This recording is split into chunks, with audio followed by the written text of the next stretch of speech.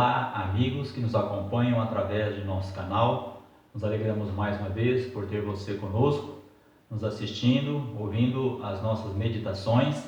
E gostaria de, mais uma vez, olharmos para a Palavra de Deus durante esses minutos que estaremos juntos, lendo a carta do apóstolo Paulo aos Filipenses, no capítulo 4, e nós vamos ler dos versículos 4 até o versículo 7.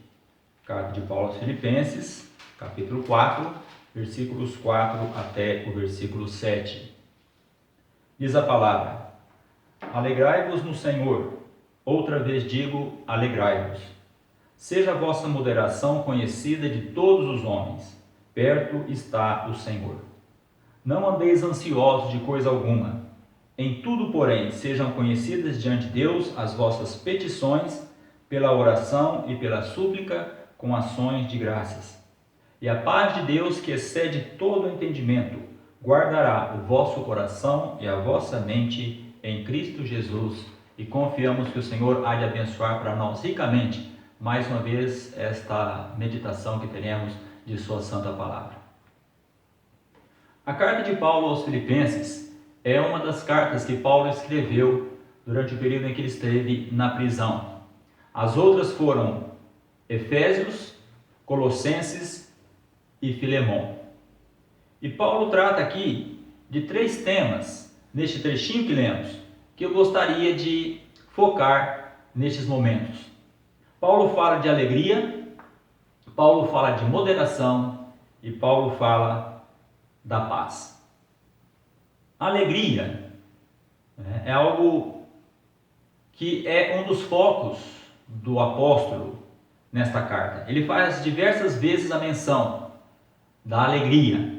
Nós vemos no capítulo 1, no capítulo 2, no capítulo 3, no capítulo 4. Então, em todos os capítulos desta carta, Paulo faz menção à alegria.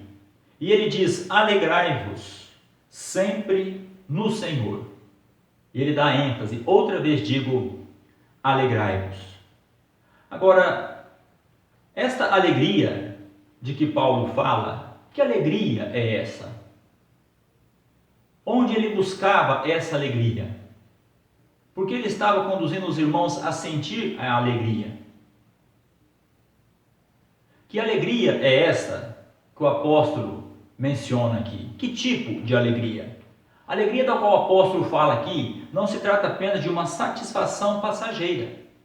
Ele diz: alegrai-vos sempre. Ele quer dizer que a alegria de vocês seja uma alegria constante, uma alegria que permanece no coração.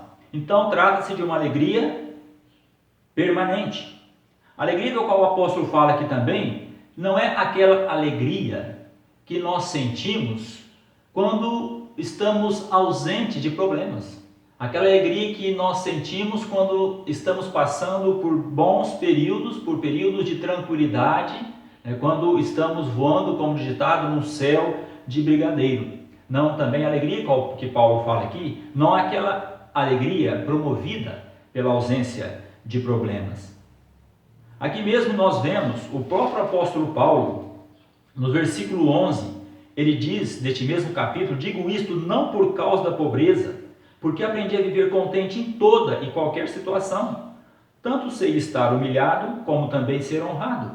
De tudo e em todas as coisas já tenho experiência, tanto de fartura como de fome, assim de abundância como de escassez. Esta era a experiência do apóstolo Paulo, e ele diz então que ele aprendeu a viver contente em toda e qualquer situação.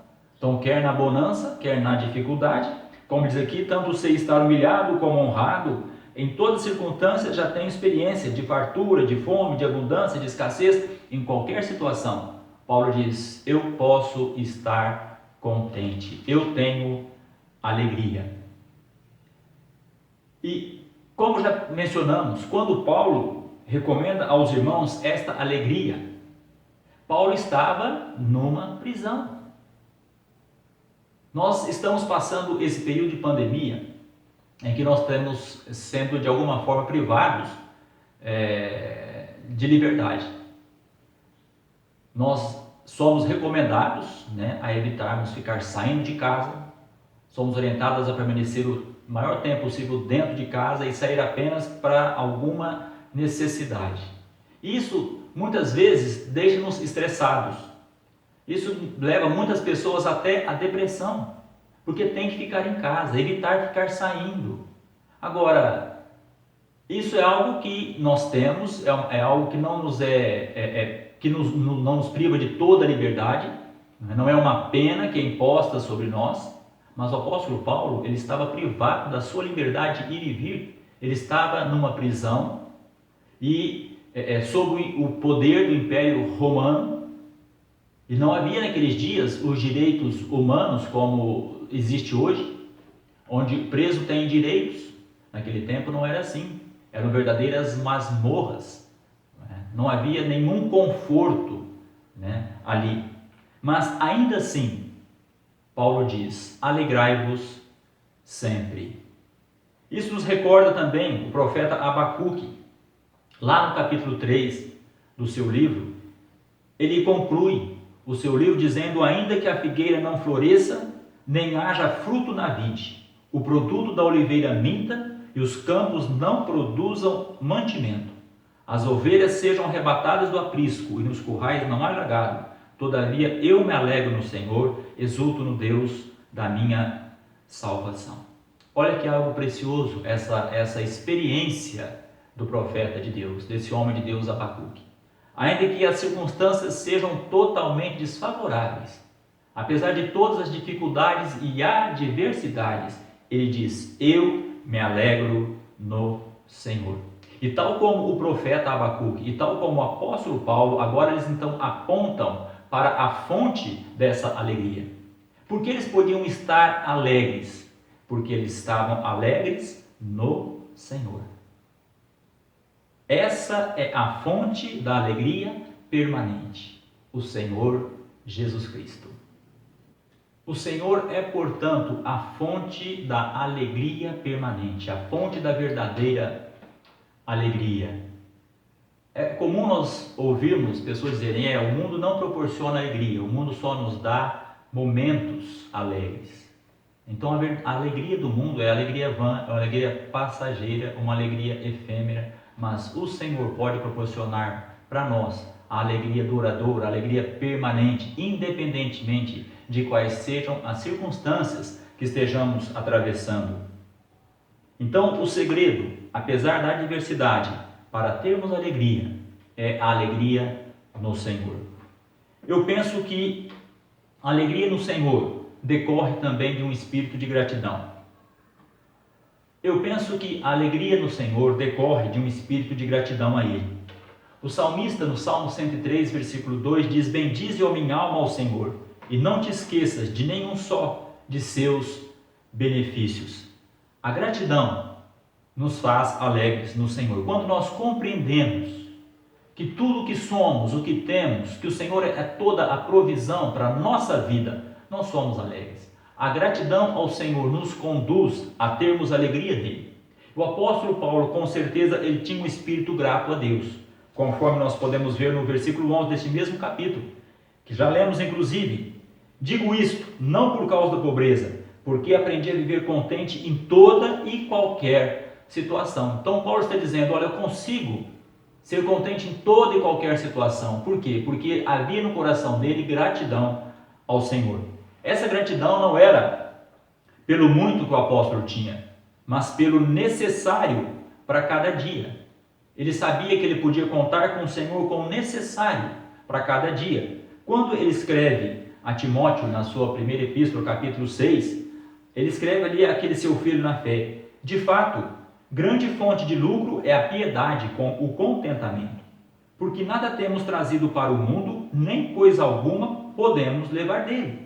Tendo sustento e com que nos vestir, estejamos contentes. Então Paulo alegrava-se no Senhor, porque o Senhor era a provisão para ele. Então Paulo alegrava-se no Senhor. Havia no coração dele a gratidão, porque ele sabia que o Senhor era a sua fonte de provisão para tudo quanto ele precisava. quer fosse necessidade material, quer fosse necessidade emocional, quer fosse necessidade espiritual, o Senhor era a sua fonte de provisão. E Paulo tinha essa gratidão no seu coração. E com certeza, um espírito grato a Deus é um espírito alegre. E Paulo fala aqui que essa alegria, portanto, é uma alegria permanente. Essa alegria pode e deve ser, portanto, constante. Embora a sua alegria fosse o Senhor, era a fonte de alegria, a principal fonte de alegria do apóstolo era o Senhor. Paulo também diz que ele alegrava-se com a sua família em Cristo. No primeiro versículo deste capítulo 4, ele diz: meus irmãos, amados e muito saudosos, minha alegria e coroa. Sim, amados, permanecei deste modo firmes no Senhor. O fato de Paulo pertencer à família de Deus, isso dava alegria no seu coração. Após recomendar aos irmãos que no Senhor eles buscassem a alegria, após recomendá-los que tenham no Senhor essa fonte de alegria, Paulo agora passa a orientá-los também quanto à moderação. Ele diz no versículo seguinte, versículo 5: seja a vossa moderação conhecida de todos os homens, perto está o Senhor. Então, junto com alegria, Paulo exorta que nós devemos ser moderados, nós devemos demonstrar a moderação. Agora, que moderação? O que é essa moderação que o apóstolo vem recomendando? A moderação, ela consiste na capacidade de perdoar, na capacidade de abrir mão de direitos que nos são justos, coisas que nos são difíceis, né? Nem sempre nós temos a disposição em perdoar uma ofensa. Aquilo nós conservamos às vezes uma mágoa muito tempo conosco. E como é difícil também abrir mão de um direito que julgamos justo. Quando nós entendemos que nós temos a razão, quando nós entendemos que nós estamos certos, e nós às vezes lutamos e nos debatemos, né, conosco mesmo e com os outros, para querer defender, né, isso que nós achamos ser a nossa razão, ser o nosso direito. Paulo enfrentou este problema ali, Filipe. Havia um probleminha. Nós não lemos esse versículo, o princípio do capítulo 4, mas logo no versículo 2, Paulo dá uma recomendação a duas irmãs da igreja de Filipos, Evódia e Sintique. Não sabemos o que estava acontecendo entre aquelas irmãs. E Paulo também aqui não procura estabelecer quem estava correta, quem estava errada. Pode ser que ambas tinham parte de razão. Pode ser que havia numa um pouco de razão em outra, mas Paulo não vai atrás dessas coisas. Ele diz: rogo a Evódia e peço a Sintique que pensem concordemente no Senhor. Então Paulo está dizendo: olha, vocês devem ser moderadas. A pessoa moderada, ela vai procurar estabelecer a paz no litígio. Então Paulo fala isso para aquelas duas irmãs. No Senhor, vocês têm que pensar concordemente. Veja como é interessante essa expressão, no Senhor. Alegrai-vos no Senhor, pensem concordemente no Senhor e sejam também moderados, porque o Senhor está perto. Então, o Senhor, irmão, deve ser a nossa motivação para todas estas coisas. E Paulo, quando ele fala a essas irmãs, ele pede ajuda para um irmão ali. Ele diz aqui: peço que as auxilies. Aqui não é mencionado o nome deste irmão, mas ele fala: a ti, fiel companheiro de jugo, também peço que as auxilies, pois juntas se esforçaram comigo no Evangelho, também com Clemente e com os demais cooperadores meus, cujos nomes se encontram no livro da vida. Eram irmãs úteis na obra do Senhor, mas estava atravessando por essa situação. Que possamos ser como este irmão a quem Paulo pede o auxílio, quando ele diz: ajudai-as, porque elas são úteis ao Evangelho. Irmãos, que nós sejamos propagadores da harmonia, da união, da paz entre os irmãos, através de um espírito moderado. Paulo dá esta recomendação também a outras igrejas, aos Coríntios, no primeiro capítulo, aliás, a primeira carta aos Coríntios, no capítulo 6, ele diz àqueles irmãos ali em Corinto: havia um problema sério entre aqueles irmãos, a ponto de estarem levando a questão deles aos tribunais humanos de justiça. Então Paulo chama-lhes a atenção pela falta de moderação. Paulo diz: irá um irmão a juízo contra outro irmão? E isto perante incrédulos? O só existir entre vós demandas já é completa derrota para vós outros. Por que não sofreis antes a injustiça? Por que não sofreis antes o dano? Mas vós mesmos fazeis a injustiça e fazeis o dano, e isto aos próprios irmãos. Irmãos, então Paulo diz: olha, melhor em certas situações sofrermos o dano, ficarmos, entre aspas, no prejuízo. Nem sempre o ganho vai trazer para nós benefício. Sempre, no entanto, haveremos de ganhar, se agirmos com espírito de moderação. O Senhor diz que, na sua palavra, dependendo de vós, tende paz com todos. E o Senhor também diz: bem-aventurados pacificadores, que nós possamos então procurar a paz entre os irmãos e agir no espírito de moderação.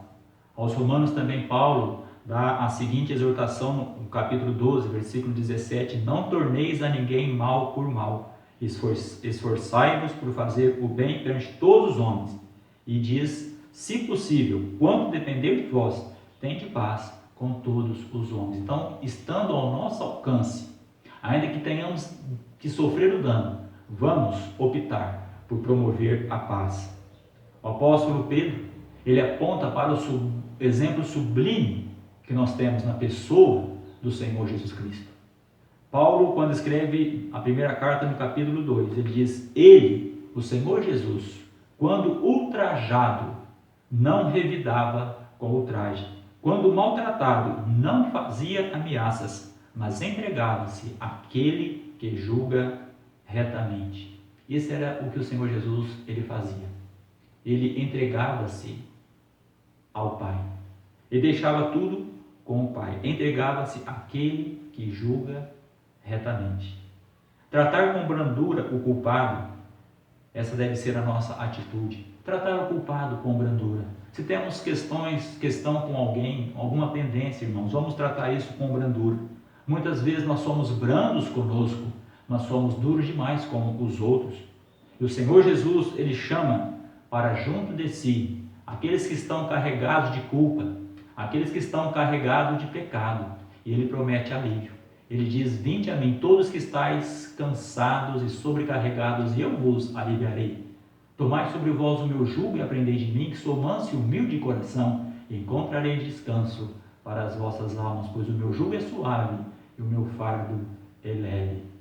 Que tenhamos a mesma atitude, ouvindo o exemplo, seguindo o exemplo do nosso amado Salvador, o Senhor Jesus Cristo.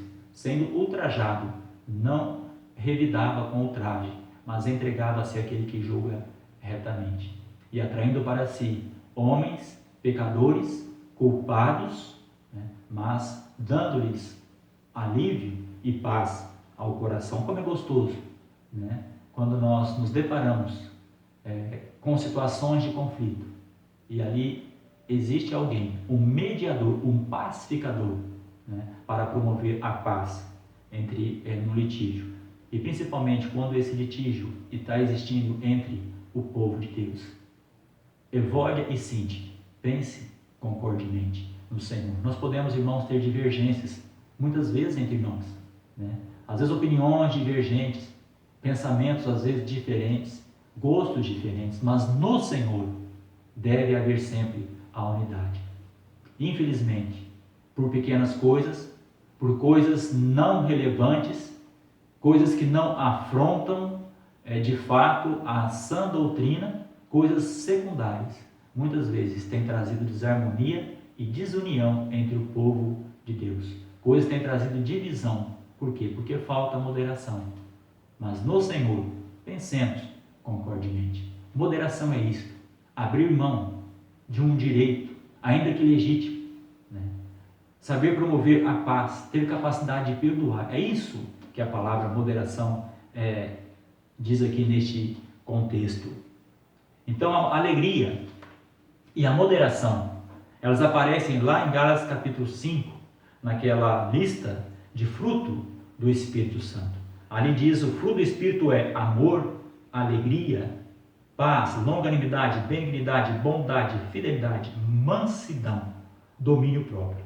Alegria, né, de forma que bem clara, é a mansidão e o domínio próprio que são características de um espírito moderado.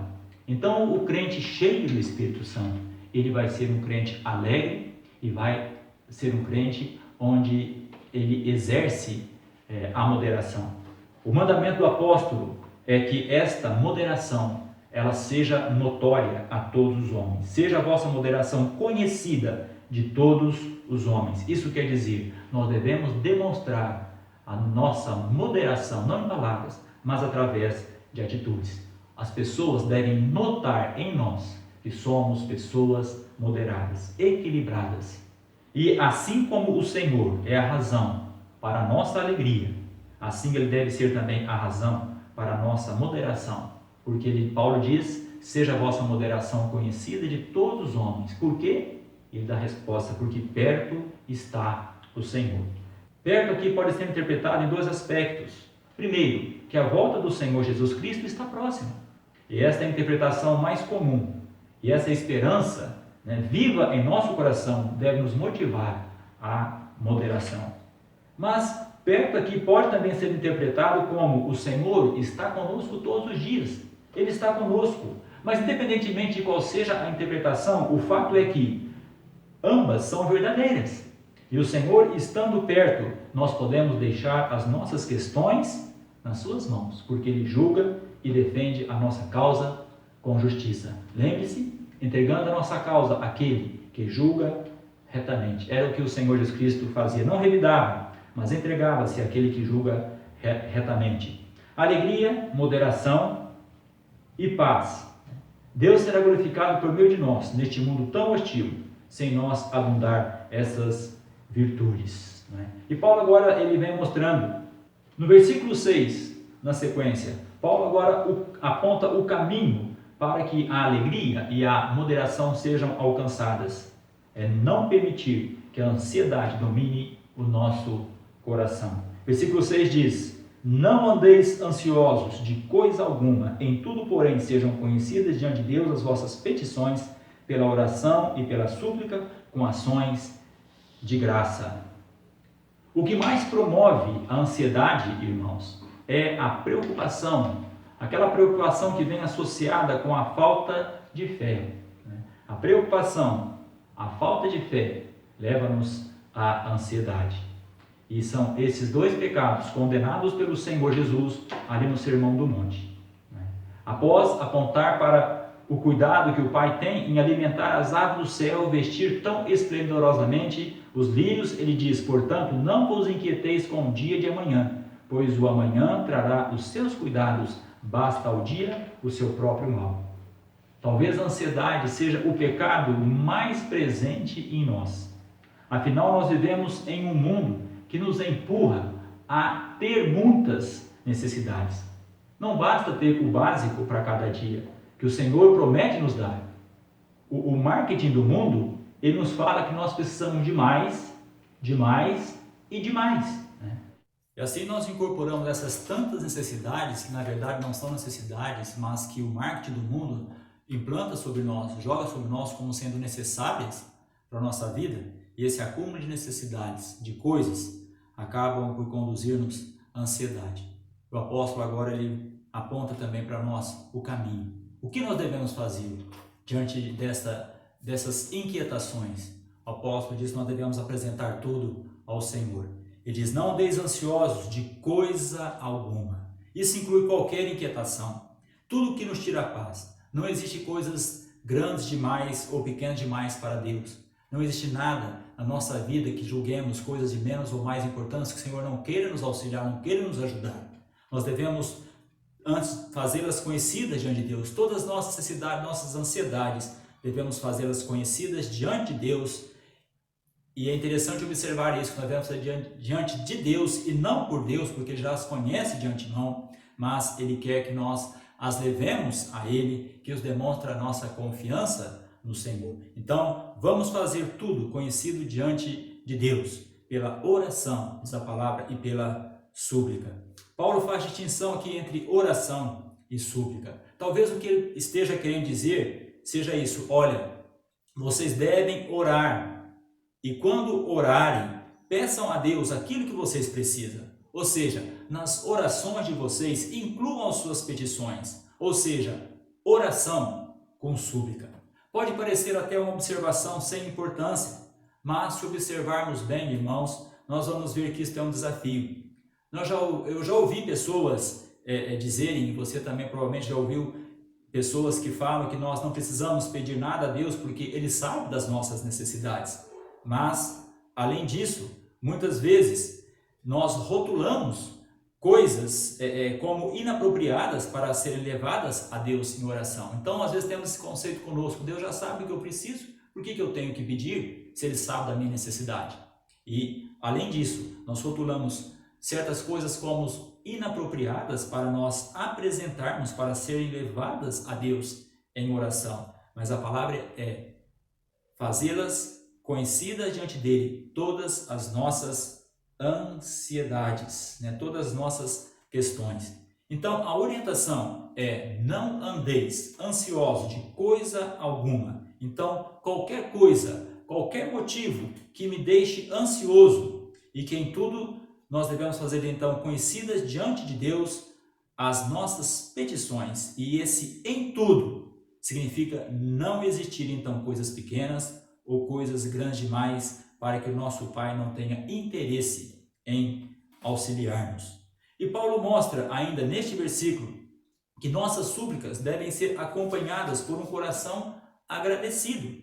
Isso pode indicar certeza de que Deus responderá a nossa súplica, e também que, independentemente de qual seja a resposta do Senhor, antecipadamente nós já devemos agradecê-lo, porque confiamos que a resposta dele é sempre o melhor para nós. Então, orando com petições e súplicas com ações de graça. Isto é o que a palavra de Deus nos recomenda.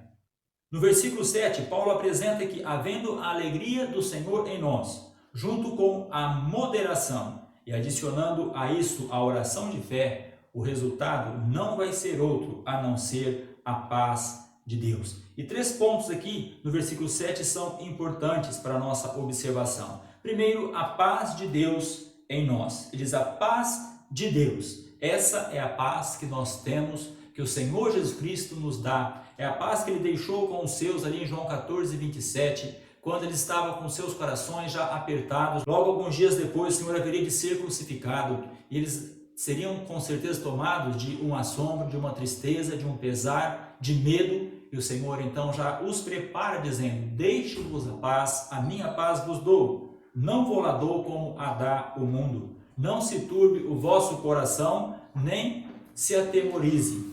Então, essa é a paz de Deus, e também é uma paz que excede todo o entendimento. O entendimento humano não consegue compreender a razão dessa paz. Como ter paz em situações tão adversas? Então isso traz admiração ao homem natural. Mas a paz de Deus é a paz que excede todo o entendimento. O entendimento humano não consegue compreender a razão dessa paz. Como ter paz em situações tão adversas? Mas a paz de Deus é essa paz que o mundo não pode entender, mas que o crente em Cristo pode desfrutar. E essa paz, ela guarda o nosso coração e a nossa mente. Quer dizer, ela preserva o nosso coração, os nossos sentimentos, e a nossa mente, os nossos pensamentos em Cristo. Portanto, irmão, alegria, moderação e paz. Que Deus seja glorificado por meio de nós, neste mundo tão hostil. Se em nós abundar essas virtudes, o Senhor com certeza será glorificado. E que seja de fato uma realidade em nossas vidas. A alegria do Senhor, a moderação, a paz de Deus em nós. Que possamos abundar nessas coisas tão importantes para a glória e a honra do nosso Deus. Vamos orar. Nosso Deus, nós te agradecemos por estes momentos de meditação, Pai, na Tua Palavra. E te louvamos porque no Senhor, de fato, nós podemos descansar em paz. Alegramos-nos no fato de que o Senhor é um Deus provedor, um Deus que cuida de nós. Ajuda-nos, ó Pai, a de fato confiarmos no Senhor, na força do Teu poder. Ajuda-nos, ó Deus, a realmente desfrutarmos da paz que o Senhor quer e pode nos dar. Ajuda-nos, ó Deus, a sermos moderados em nossas atitudes e que realmente assim possamos descansar no Senhor, a sentir, ó Deus, que a paz do Senhor que excede todo entendimento, que possamos ter, ó Deus, bem presente em nós e assim possamos demonstrar essas virtudes preciosas, ó Pai, de Deus em nós, a este mundo tão hostil, que vem em tamanhas trevas, e que eles também possam, Deus, assim, buscar o Senhor e se viverem uma nova vida em Cristo Jesus. Senhor, nós te agradecemos e te louvamos mais uma vez pelos momentos que pudemos passar meditando nessas palavras tão preciosas. Aceita o nosso louvor, ó Deus, é a nossa gratidão que te apresentamos no precioso nome de nosso Redentor e Senhor Jesus Cristo, nosso Salvador. Amém.